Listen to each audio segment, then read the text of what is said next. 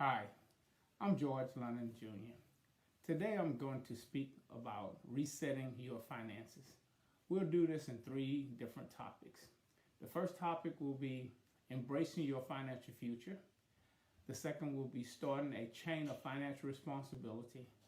And the third will be leaving a legacy of financial freedom. Okay, let's get started. I know during the pandemic, a lot of you have used up your finances or are in the process of using up your finances.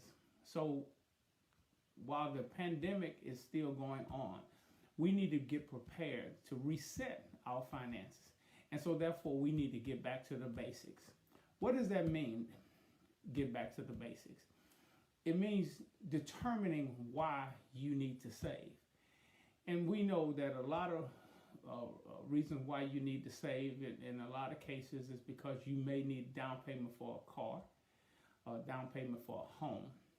You may be deciding that you want to go on a vacation or take a trip, so you need money for that. If you have kids, you need money to start their college fund.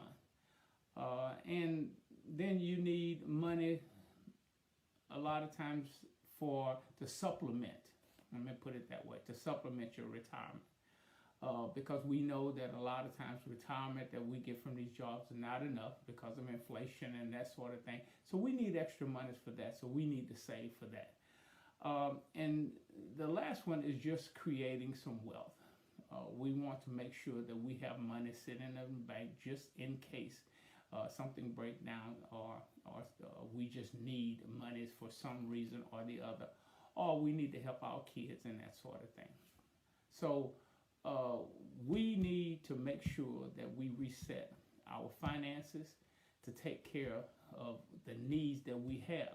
So when we say embracing, that's what we're talking about, embracing, understanding that we at some point in the future we possibly will need some money. And the only way we can get money a lot of times is from ourselves. So we need to put monies away to do that. So we need to embrace why we need to do it. Secondly, start a chain of financial responsibility. So how do we start a chain of financial responsibility? That starts with our payroll a lot of times, the money that we have. We have to decide that we need to put some money away to take care of the things that we need. How do we do that? We do it by putting a little bit away, depending upon how we get paid, whether or not it's weekly, bi-weekly, or monthly. From there, we need to take some of that money and put it away. Because I'm not just talking to adults, I'm talking to kids also. You need to take your allowance. If you get an allowance, and if you're getting $10 a week or $10 a month, you need to take $1 and put it somewhere, give it to your parents, do whatever you need to do to be able to understand how to save. And parents, you need to have them to do that. That's the only way from young kids, they can understand that when they, instead of coming to their parents and say, I want to buy this extra little thing or that item, you can say, well, you have the money, we can take it from your savings. And you're going to find out a lot of times kids say, no, I don't want to take it from my savings. Aren't you going to buy it for me? That's how they learn how to save, how they learn how to be responsible, and those type of things. So we have to start them even younger in learning how to save their money for their financial freedom. Let me say this like this. Don't try to save more than you have to save. You can get in a situation where you figure that you can save $50, okay? You look at your budget and you save $50. And you haven't looked at everything that you need to look at as far as your outpouring of bills and things that might happen in the future. So why don't you start with minimums, okay? Because the last thing you want to do is dip into that savings and use it up before it's needed to be used for things that you have put it in there for, especially your trips, your vacations, which you know that you want to go on. So start with minimums first. If you think 50, maybe you want to do just 35 or $40 per payday, and just work towards getting to that $50 or more. That will keep you from, of course, dipping into it.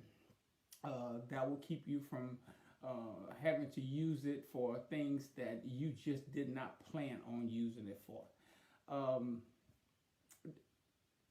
You're going to always have other obligations that come up.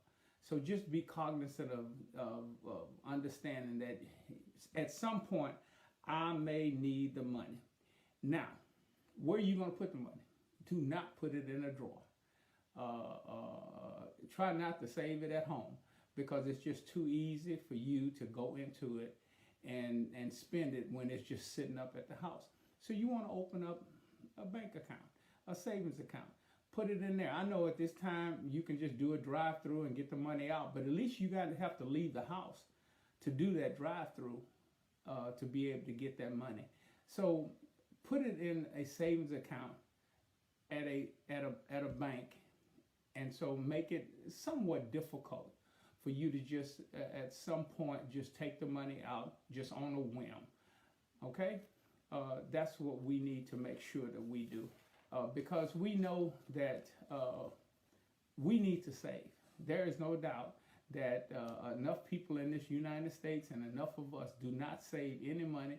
We live from paycheck to paycheck, from day to day, and all we have to do is, instead of buying that extra dress or that extra suit that guys be wearing, put that money away. Save that money for a rainy day. That's what those savings are, a rainy day. So you need to save that money and just put it away. Okay. Third, leaving a legacy of financial freedom. A legacy of financial freedom. What do we mean by that? That means that you need to leave somebody something, or in case you need to leave yourself something. That means that you need to leave money and set it aside to supplement your retirement, as we talked about earlier. With inflation and the things that happen, your retirement is never going to be enough to do some of the things that you may want to do. But if you prepare now and put monies away, then that way you'll have those extra monies to be able to do those things that you'll put a smile on your face that you save for to be able to do. So put some money away so that you can supplement your retirement. Also, put some money away so that therefore you might be able to leave some to your kids, to your grandkids, and to other family members that you might want to leave some money to at some particular point in time when you leave this earth. Hopefully it's not too soon, but we need to stay prepared. By doing this here, now you will have money to just supplement all things that you need to do and things that you need to do. Also, most of you probably heard of diversification. Let me say it correctly, diversification. Diversify, that means that you can take some of those funds, some of that savings, and create more monies with those savings by putting them in stocks, bonds, mutual funds. I know you'll have to find someone to handle that for you. But once you save, that's what you need to do. You need to look into diversifying your portfolio, and you'll be able to say, "Hey, I have some cash, I have some stocks, I have some bonds, I have some mutual funds, I have all of those type of things." Legacy. When you have those things, you're able to explain that to your kids, to your grandkids, and to anyone that will listen, so that they will be able to do those things that you've been able to do. That's leaving a legacy behind. Family members don't always know what to do, but if you start it, you can teach them. You will be the one that has the legacy, and they will be able to say that my uncle, my dad, my grandfather, my brother, my sister, my son, my daughter, they left a legacy. They explained to all of us how you can get to certain points in your life by just saving some monies. Lastly, let's talk about creating wealth. A lot of times we can't save enough money to really create wealth. So how do you create wealth? A lot of people have created wealth with life insurance. As you walk this earth and budget each and every day your payroll and your monies, you need to take a little bit out to buy some life insurance. For $50 to $100 for adults, you can buy hundreds of thousands of dollars worth of life insurance. For $25 to $50 or less, you can buy hundreds of thousands of life insurance for your kids. You do that, and especially, let's just talk about kids first. You need to do that for your kids now so that they will not have to worry about buying it later, because life insurance goes by age and health. Your kids are not going to be any younger than they are today, so it'll be easy for you to buy a policy for them and just pay for it. It'll be a lot less expensive today than it will be 5 years from now, 10 years, or 20 years from now when they get your age.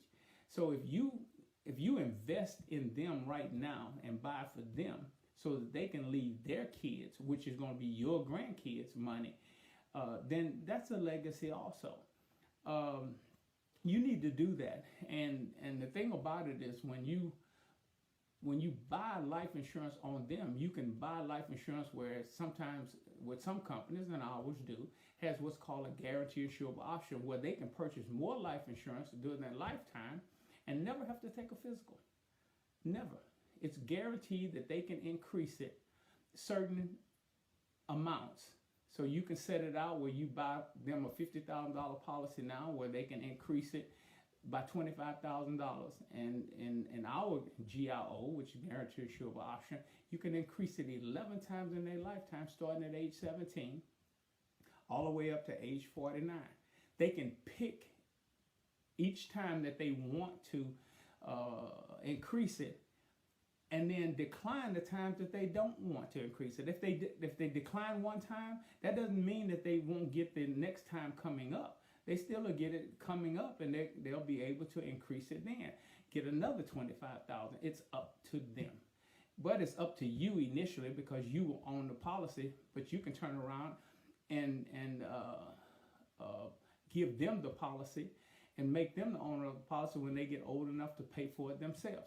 What you're doing is you're just investing in their future and setting a legacy that you started to be able to take care of future and create wealth for your future family.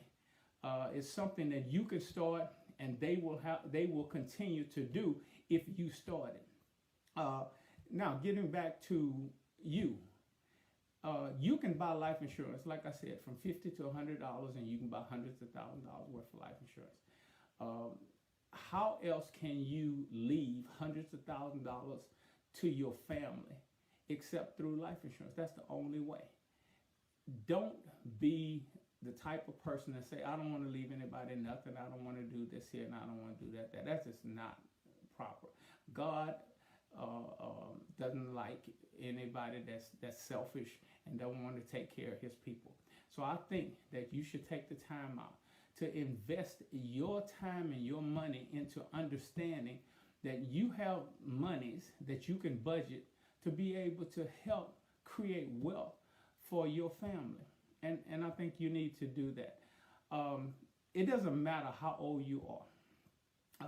You need to look into just getting a quote from your insurance person to see what it's going to cost you to buy some life insurance. We all are going to leave this earth. We're going to need monies. And I hate it when someone comes to my office and say, did my father, did my mother have life insurance? because we don't have any money to bury them, because they have not taken the time out to come and buy a small policy, just enough to put them away. So don't be that irresponsible. Take care of your finances, the things that's needed for you, and don't put other people in debt where they have to do GoFundMe's to take care of putting you away. Life insurance will do that. Life insurance will create wealth for you. Life insurance will leave financial freedom for your family. And if someone had did it prior to you, and they might have, they left you with financial freedom also. So just pass that on. Lastly, as I stated, discuss that and this with all of your family. Make sure they understand what you're doing to save money, why you're saving money, what you're doing to create wealth, and why you're creating wealth, and how you're creating wealth. And then you'll be blessed for it. So I thank you for listening to me, and I ask you to continue to be a blessing to someone, and God bless you.